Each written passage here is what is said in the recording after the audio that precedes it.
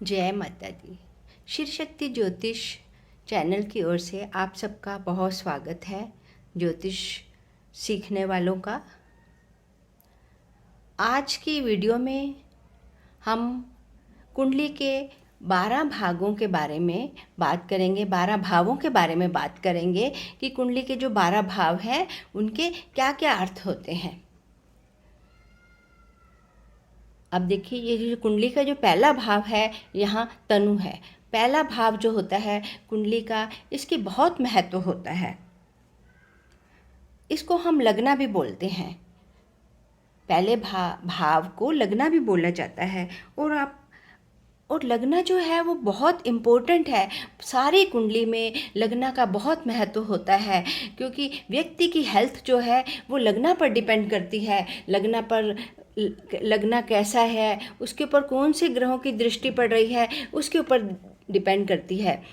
और अगर व्यक्ति का लगना स्ट्रोंग होता है तो जो बाकी जो 11 घर हैं उसके ऊपर ओवर पावर करने की कोशिश करते हैं तो वो व्यक्ति उससे निकल जाता है। लेकिन अगर उसका व्यक्ति का लगना कमज़ोर होता है तो ये सारे के सारे 11 घर, माता का घर, पिता का घर, पत्नी का घर, काम का घर, ये सब घर उसके ऊपर हावी होने लग जाते हैं। तो इसलिए ज्योतिष के विद्यार्थियों को सबसे पहले अपने लगना को स्ट्रोंग बनाना चाहिए। लगना का स्ट्रोंग बनाने के लिए हमने पहले भी वीडियो में बताया हुआ है कि जो भी आपका लगना है, हमें उस लगन के स्वामी को स्ट्रोंग करना है। उनकी वो चीज़ें, जैसे मान लो अगर इनके लॉर्ड यहाँ पर धनु लगन है या मीन लगन है, उनके लॉर्ड जो हैं गुरु हैं, गुरु चाहे कहीं भी बैठे हैं, तो हमें हर रोज़ सुबह उठ के सबसे पहली चीज़ हल्दी का सेवन करना चाहिए, माथे पर हल्दी का तिलक लगाना चाहिए।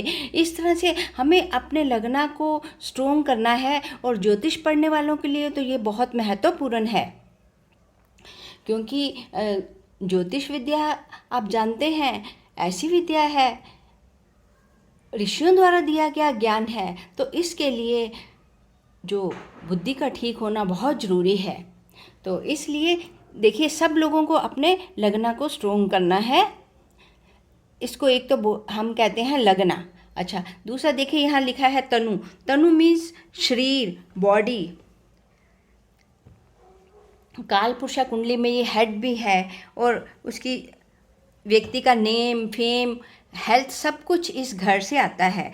और देखिए इसमें उस व्यक्ति की शरीर कैसा है, उसकी लुक्स, उसकी बनावट कैसी है, और उसकी सोशल कास्ट क्लास कैसी है, सोशल उसकी क्लास कैसी है, कैसी फैमिली से बिलोंग करता है, बर्थ सर्कमस्टांसिस के हिसाब से।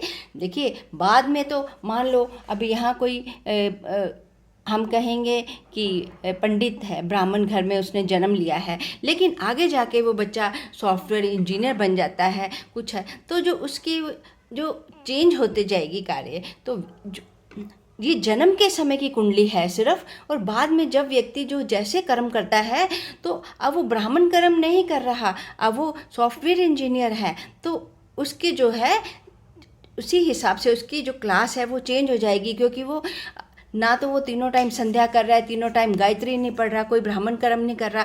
तो इस तरह से ये हमारी जो है ये जन्म की कुंडली है कि जब जन्म होता है तो उसके हिसाब से बच्चे की क्या, एक व्यक्ति की क्या सोशल क्लास है, क्या कास्ट है, और उसके जो क्या उसकी वीकनेस है, क्या उसकी जो है स्ट्रेंथ क्या है, उसकी बॉडी की क्या स्ट्रेंथ है, क्या वीकनेस है। आगे जाके हम पढ़ेंगे कि जो व्यक्ति का जिस तिथि में जन्म होता है, उस तिथि लॉर्ड का भी, उस तिथि लॉर्ड से भी हम इसको देखते हैं। तो उन चीज़ों का भी सेवन करने से जो व्यक्ति है उसका शरीर अच्छा होता है, उसको उस चीज़ का, उसके टेस्ट को करना चाहिए। वो अभी हम आगे जाके पढ़ेंगे कैसे पढ़ना है, कैसे देखना है। और यहाँ पर हम जॉय और सौरो, दुख सुख भी सारे इसी से देखते हैं। और बाकी तो जो व्यक्ति है अपने हिसाब से उसकी नेचर चेंज होती जाएगी, जैसे हमने बताया। अब मान लो यहाँ पर अगर किसी का कैप्रिकॉर्न लगन है, यहाँ पर मकर राशि, मकर लगन है किसी का, व्यक्ति का यहाँ पर 10 नंबर लिखा है, मकर लगन है, तो वो जो जब बच्चा पैदा होगा तो उसका जो रंग है थोड़ा सा गेहुआ टाइप होगा। लेकिन जब हम देखेंगे, अभी ये तो देखिए राशि चार्ट है, जब हम नवांशा में देखेंगे, नवांशा में उसका लगन क्या है, नवांशा में उसका लगन कैंसर बन गया, कर्क राशि आ गई है वहाँ पर। तो वो व्यक्ति जब जन्म के समय पैदा हुआ तो उसका मकर था, लेकिन नवांशा में उसका जो लगन है वो बदल गया है, तो उसका रंग रूप भी उसके हिसाब से बदल जाएगा। अब आगे देखिए, दूसरा भाव है धन भाव। इसको हम धन भाव भी कहते हैं, कुटुंब का भाव भी कहते हैं। और जो सारे धन धाने ग्रेन्स जो भी है ना, वो सब इस हाउस से देखे जाते हैं कि व्यक्ति के पास कैसे धन धाने हैं, कैसी फैमिली से बिलोंग करता है। और यहाँ ये जो घर है, ये बच्चे की, ये उस व्यक्ति की प्री स्कूलिंग भी होती है। प्री स्कूलिंग मीन्स स्कूल जाने से पहले का घर। प्री स्कूलिंग की शिक्षा जो है उसको इस घर से मिलती है। देखिए यहाँ पर बच्चा जो है बोलना चालना सीखता है, तो यहाँ पर अगर किसी के मेलिफिक प्लैनेट्स बैठे होते हैं, बुरे ग्रह बैठे होते हैं या बुरे ग्रहों की दृष्टि होती है, तो उससे हमें पता चलता है कि व्यक्ति के कुटुंब में किस तरह से बातचीत की जाती है, कैसे बोला जाता है। अब देखिए, इसको हमने अभी खाली एक कुंडली के हिसाब से हम इसको पढ़ेंगे। हम इसको अभी अपने चार्ट के ऊपर, कुंडली के ऊपर नहीं लगाएंगे, क्योंकि फिर हमें अच्छी तरह से हम समझ नहीं पाएंगे। पहले हम सारे 12 हाउसेस को अच्छी तरह से समझने की कोशिश करेंगे कि क्या है, फिर हम अपनी कुंडली पे लगाएंगे। और जब हमें इनके ऊपर ग्रहों की दृष्टि भी देखनी है, सब कुछ देखना है, तो धीरे धीरे करके हम स्टेप वाइज सीखेंगे। इसलिए जो भी ज्योतिष सीखने वाले हैं, आप इसको एकदम से अपनी कुंडली में मत लगाइए। अभी खाली आप समझने का प्रयास करेंगे तो आपको जल्दी समझ आ जाएगा, और जो आपकी रूट्स हैं वो पक्की हो जाएंगी, तो आपको ज्योतिष जल्दी समझ आएगा। अगर आप यहीं पर ही अपनी कुंडली को लगाने लग जाएंगे तो आप यहाँ पर आपके दिमाग में आपकी कुंडली घूमती रहेगी, और आप जो ये काल चक्र की कुंडली है उसके सारे घरों को अच्छी तरह से नहीं समझ सकेंगे। इसलिए सभी ज्योतिष के विद्यार्थियों से मेरी प्रार्थना है कि आप अभी इसमें अपनी कुंडली ना लगा के आप इन भावों को समझने की कोशिश कीजिए, इनकी गहराई में जाने की कोशिश कीजिए कि इनके क्या महत्व हैं। अच्छा, दूसरा घर हमने देखा धन है, कुटुंब है, धन धाने ग्रेन्स, बच्चे की जो प्री स्कूलिंग भाषा, उसकी भाषा बच्चे की क्या है, यहाँ से पता चलती है कि बच्चा कैसी भाषा बोलता है।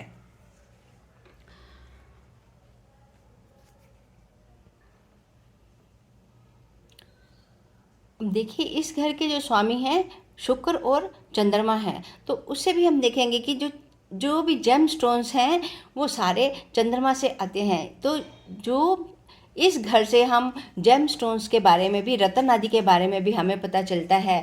और ये घर देखिए, सेकंड हाउस को मार्का हाउस भी कहा जाता है। सेकंड हाउस और 7th हाउस, 2 हाउसेस जो होते हैं, 2 भावा जो होते हैं, दूसरा घर और 7वां घर, इनको हम कुंडली में मार्का भावा भी कहते हैं। आगे जाके हम इनके बारे में डिटेल में पढ़ेंगे।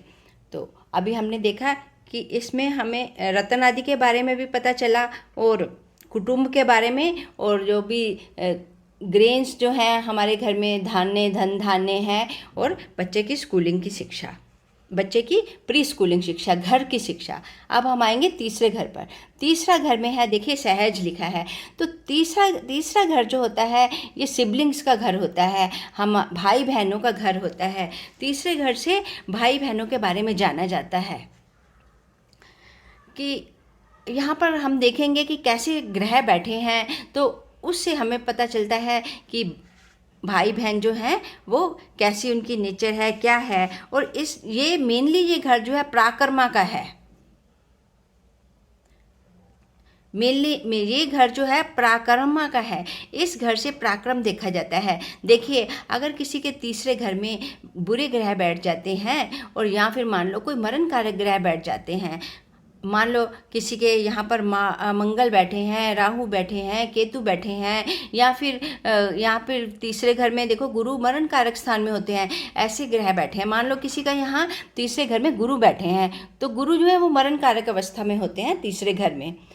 तो क्या होगा, जैसा हम कह रहे हैं कि ये घर प्रयत्न का होता है कि हम कितना प्रयत्न कर सकते हैं, तो वो व्यक्ति जो होगा उसकी जो जुपिटर, उसकी जो बुद्धि है वो मरण कारक है, गुरु मरण कारक है, तो वो यहाँ पर व्यक्ति बुद्धि का इस्तेमाल नहीं करेगा, वो बैठा ही रहेगा, क्योंकि वो प्रयत्न नहीं करेगा, इसलिए वो जीवन में आगे नहीं बढ़ पाएगा। तो इसलिए तीसरा घर जो है भाई बहनों का भी होता है और हमारे प्रयत्न का भी देखा जाता है कि कैसे हैं। और ये जो घर होता है गुरु उपदेश का भी होता है। देखिए, 9th हाउस गुरु का होता है और फिर हम गुरु से उपदेश लेते हैं, और यहाँ पर जो है, यहाँ पर हमें जाके गुरु से ज्ञान, हम जो हैं जो भी हमें गुरु से उपदेश मिलता है वो हम लेते हैं। और उसके बाद देखो, यहाँ पर तीसरा घर शॉर्ट जर्नीज का भी होता है। और तीसरे घर जैसे कान होते हैं, हाथ होते हैं, तो कान होते हैं तो इसलिए जो गुरु उपदेश है वो गुरु यहाँ होते हैं। और तो फिर यहाँ कानों से, जब हमारे कानों से गुरु उपदेश हम सुनते हैं। अब आते हैं चौथे घर पर। चौथे घर में देखिए लिखा है सुखा सुहृद। चौथा घर होता है, हमें उससे पता चलता है कि हमें कैसे सुख मिलेंगे। चौथे घर से वाहन वाहन, सुख और मातृभाव होता है, माता के बारे में जाना जाता है। घर के बारे में, घर कैसा होगा, छोटा बड़ा, केतु होगा, फ्लैट होगा, ये बड़ा घर होगा, ये सब चौथे घर से देखा जाता है कि हमको कैसा सुख मिलने वाला है।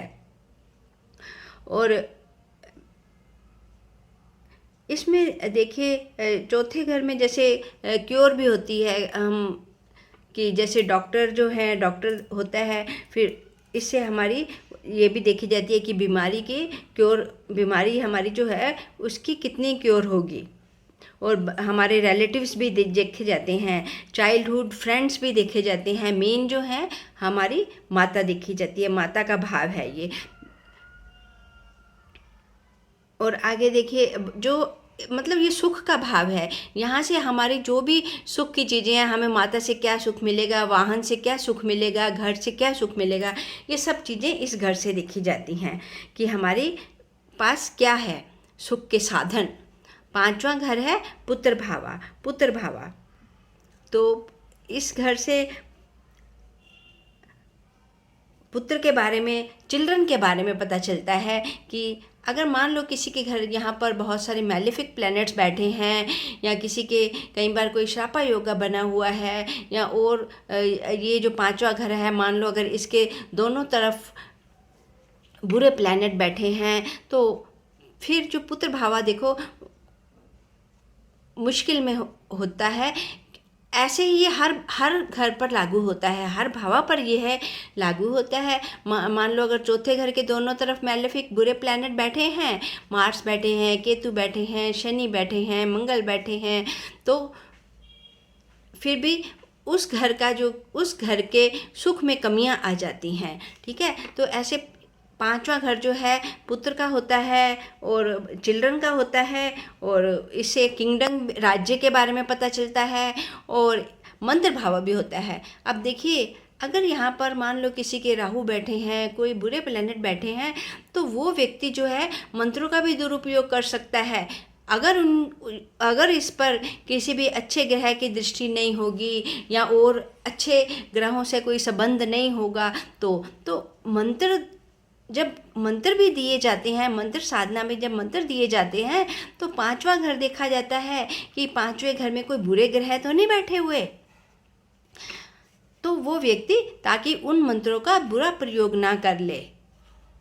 तो वैसे तो देखिए, ज्योतिष में जो है हमें अच्छी चीज़ें सिखाई गई हैं कि मंत्रों से हम कैसे अपने आप को अपने जो हैं बुरे ग्रह हैं उनको अच्छा करें। अगर कोई राहु की दशा चल रही है तो हम किस देवी देवता की पूजा करें, दुर्गा की पूजा करें। इस पर मैंने पहले भी एक वीडियो बनाया है।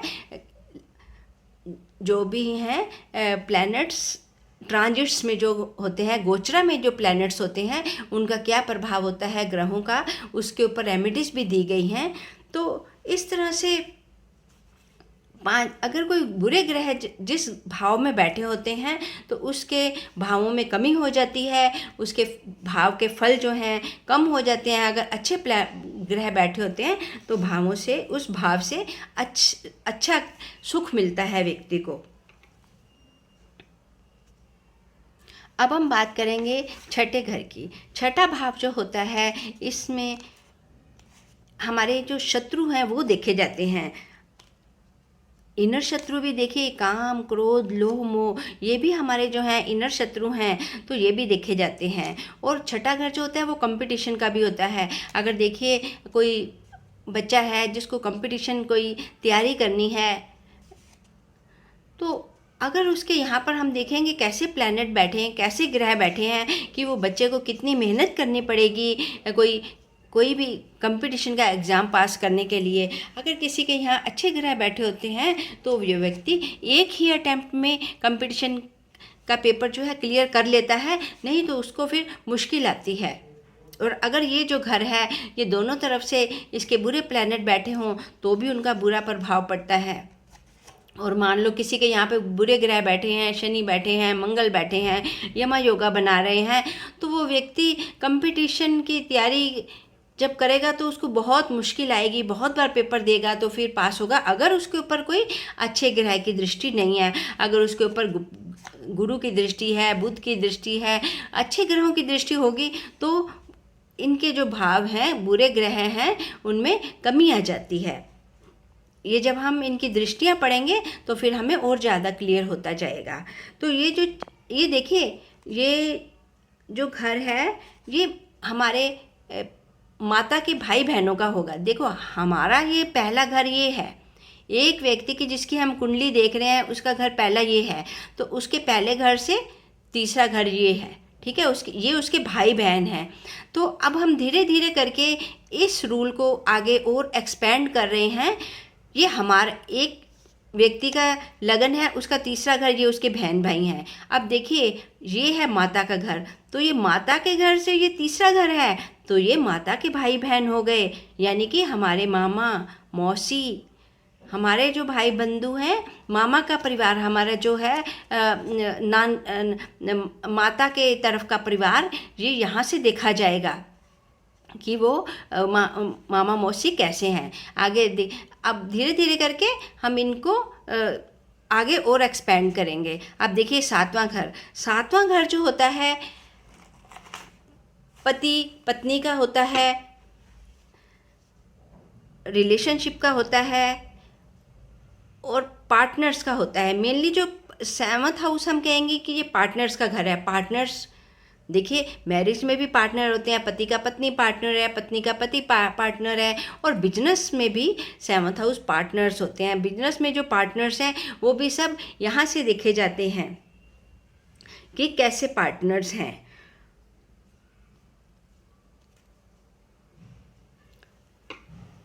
और 7वां घर जैसा हमने आपको पहले बताया कि दूसरा और 7वां घर जो होता है कुंडली में वो मार्का घर होते हैं, मार्का भावा होते हैं। आगे हम आएंगे 8वां घर। 8वां घर में देखो आयु, सबसे पहले 8वें घर में हम आयु देखते हैं और ऋण देखते हैं, बीमारी देखते हैं और शत्रु देखे जाते हैं।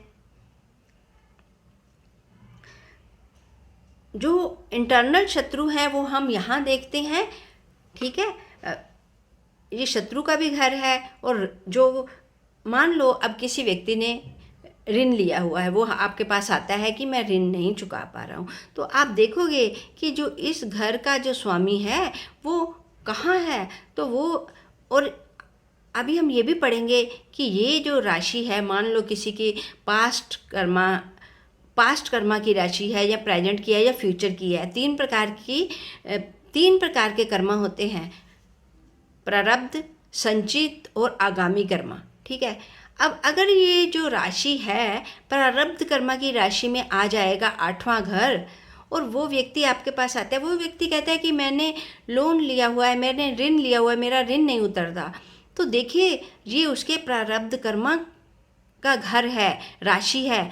तो वो व्यक्ति ने जो अपने प्रारब्ध कर्म को चुकाने के लिए लोन लिया है, वो व्यक्ति इस जन्म में उस ऋण का फ़ायदा नहीं उठा पाएगा। वो व्यक्ति अपने पिछले जन्म के कर्जे को चुकाने के लिए ऋण लेगा, जो उसके अपने माता के लिए, माता के कोई कर्जा होगा उसके लिए ऋण लेगा, या अपनी पत्नी के लिए या किसी और के लिए, लेकिन वो व्यक्ति उस ऋण का लाभ नहीं उठा पाएगा। इसलिए जब हम कुछ ऐसा देखेंगे कि अगर 8वां घर जो है वो प्रारब्ध कर्मों की राशि में आ रहा है, तो हम उस व्यक्ति को ये सलाह देंगे कि आप अपने नाम से ऋण मत लीजिए, आपने घर का लोन लेना है और आप देखते हैं कि घर का लोन बहुत लंबे समय तक चलता है, तो हम उस व्यक्ति को कहेंगे कि आप जो लोन है वो किसी दूसरे के नाम से ऋण लीजिए, क्योंकि नहीं तो आप इस ऋण का लाभ नहीं उठा पाएंगे जिस काम के लिए आपने ऋण लिया है, क्योंकि इससे आप अपने पिछले जन्म के कर्म चुकाएंगे।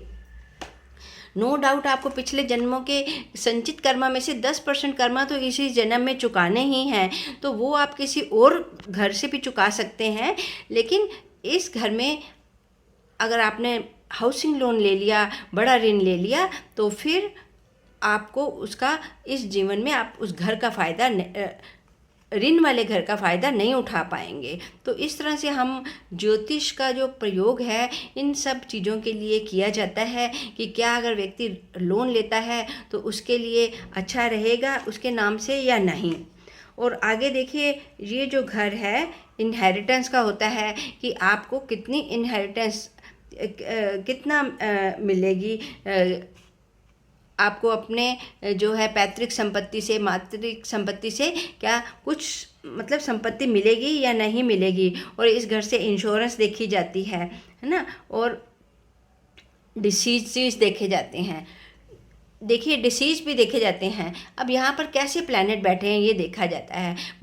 अब देखिए, अगर मान लो ये किसी की मकर राशि है, यहाँ पर मकर राशि है और शनि यहाँ बैठे हैं, तो शनि अगर यहाँ बैठे हैं और मकर, यहाँ पर मकर राशि है, और देखिए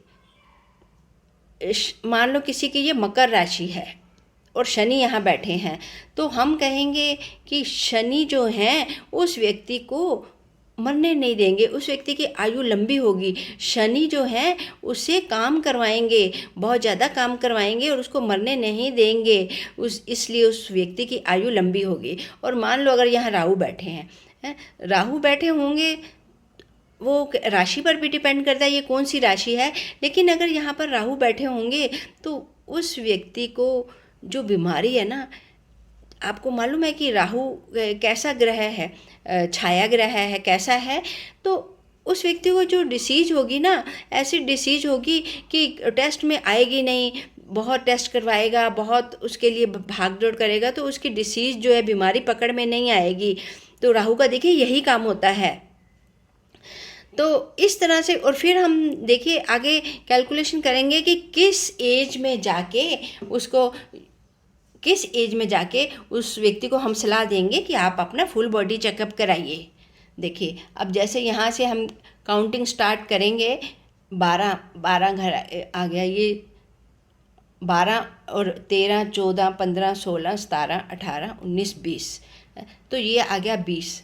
तो 20 साल में उस व्यक्ति को कोई अगर बीमारी आ सकती है, या फिर आगे हम इसको और एक्सपेंड करते जाएंगे, यहाँ मान लो 36 आ गया, 48 आ गया, 48, 49, 50, 51, 52, 53, 54, 55, 56, तो 56 साल होने के बाद या फिर 56, 57 ईयर्स की एज में हम कहेंगे उसको बीमारी आएगी। तो ये जो 12-12 साल के चक्कर है, हम इसको इस तरह से पूरा गिनते जाएंगे और उस तरह से फिर हम देखेंगे कि अगर यहाँ पे कोई बुरे ग्रह बैठे हैं तो हम उस व्यक्ति को सुझाव देंगे कि आप अपना फुल बॉडी चेकअप कराइए। तो इस तरह से हमें ज्योतिष का फ़ायदा उठाना चाहिए। कोई आने वाली बीमारी के लिए अगर हमें पहले ही थोड़ा अच्छा, अगर हम अच्छी तरह से किसी कुंडली का अध्ययन करते हैं तो हमें पता चल सकता है।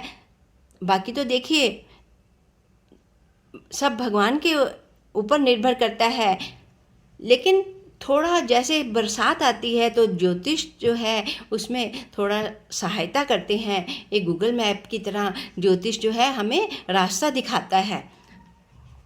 आगे हम बात करते हैं 9th हाउस की, धर्म। तो 9th हाउस जो होता है धर्म का घर होता है। यहाँ से हम पिता को भी देखते हैं और यहाँ से गुरु को देखते हैं और ऑफिस में बॉस को देखते हैं। अब देखिए 9वां घर पिता का है, तो जैसे पहले हमने माता के घर से देखिए अपने से तीसरा घर देखा सिबलिंग्स का, फिर हमने माता से तीसरा घर देखा माता के भाई बहनों का। अब हम 9वां घर देखेंगे कि पिता का घर है, तो पिता के भाई बहन यहाँ से तीसरे घर में आ जाएंगे। ये पिता का घर है तो यहाँ से तीसरा घर, अब पिता के भाई बहन हम इस घर से देखेंगे 11वें भाव से। तो अभी हम बात कर रहे हैं 9वां घर। 9वां घर होता है धर्म का, ठीक है। और देखिए 9वां घर जो है ये पति का घर है, तो पति के घर से जो तीसरा घर हुआ वो पति के भाई बहन हो गए, ठीक है। जैसे साला हो गया, तो जो ये उसके वाइफ का ब्रदर हो गया ऐसे, और धर्म का घर हो गया, ठीक है। और तीर्थ यात्रा का भी यही घर है देखिए, और गुरु दीक्षा का भी यही घर है।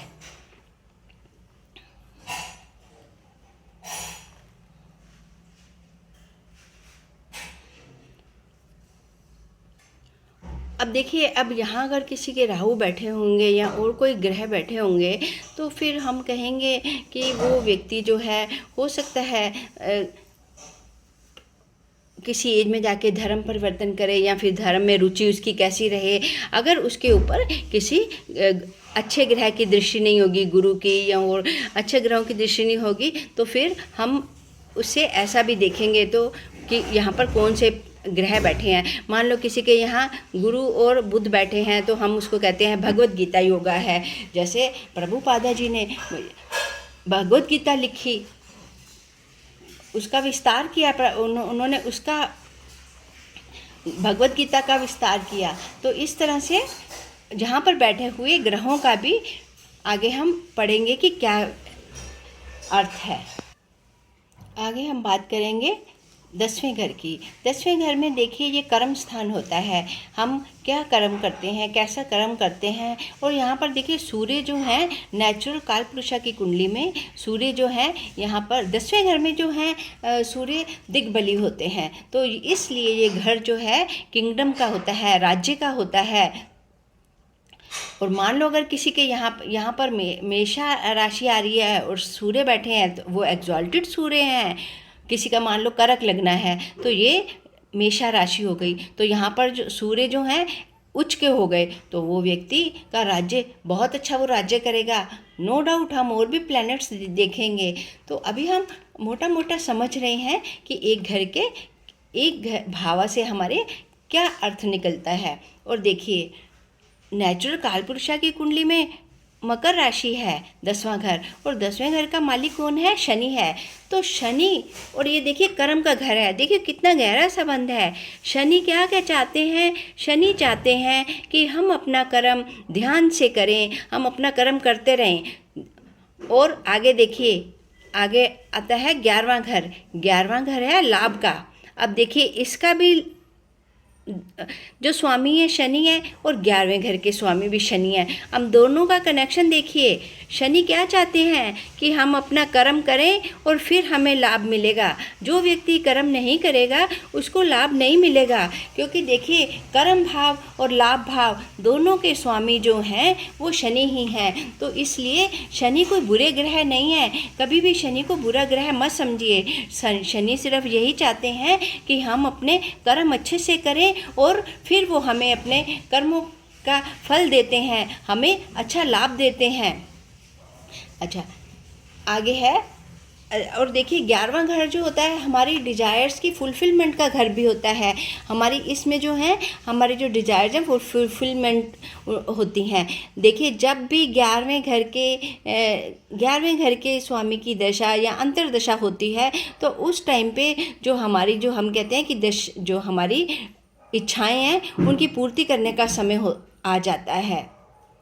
तो इस घर में इच्छाओं की भी पूर्ति होती है। और आगे देखिए 12वां घर है व्यय का घर, खर्चों का घर। और 12वें घर से हम देखते हैं खर्चा देखते हैं, हॉस्पिटल और ये जैसे जेल योगा या इस तरह के योगा। और जो जेम स्टोन्स जैसे देखिए ये मीना राशि है, तो मीना राशि में जो जेम स्टोन्स भी होते हैं वो भी देखते हैं हम।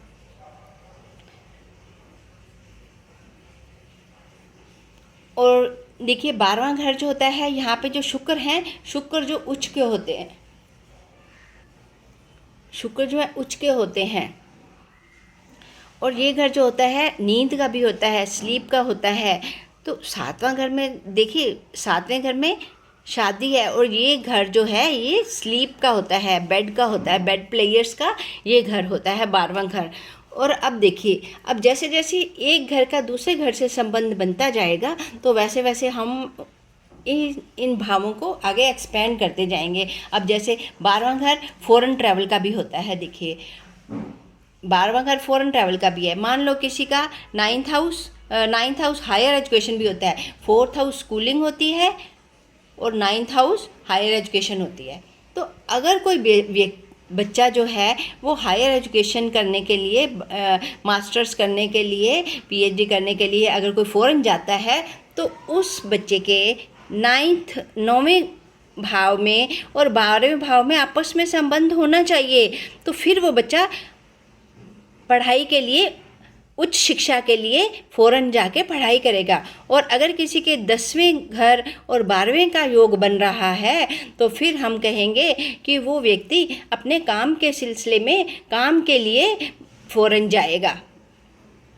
तो इस तरह से ये जो भाव हैं हम इनको आगे धीरे धीरे करके एक्सपेंड करेंगे और इनके बारे में और जानकारी प्राप्त करेंगे। आपका बहुत बहुत धन्यवाद वीडियो देखने के लिए। और अगर आपको ये वीडियो अच्छी लगे तो प्लीज़ लाइक कीजिए, शेयर कीजिए और चैनल को सब्सक्राइब कीजिए और बेल आइकन का बटन भी प्रेस कीजिए ताकि आपको आगे आने वाली वीडियो के बारे में नोटिफिकेशन मिलता रहे। और अगर आप किसी और ज्योतिष के किसी और विषय पर कुछ वीडियो देखना चाहते हैं, सुनना चाहते हैं तो आप कमेंट बॉक्स में लिखिए और आपके अपने क्वेश्चंस को कमेंट बॉक्स में लिखिए। और इसी तरह से ज्योतिष हम सीखते रहें, हम सब पर ऋषियों की कृपा बनी रहे और हम ज्योतिष में और अधिक से अधिक गहन अभ्यास करते रहें और आगे बढ़ते रहें। हम सब लोग, हमारी सबसे ऋषियों से यही प्रार्थना है कि हम सब पर अपनी कृपा बनाए रखें। ओम नमः शिवाय। ओम नमः शिवाय।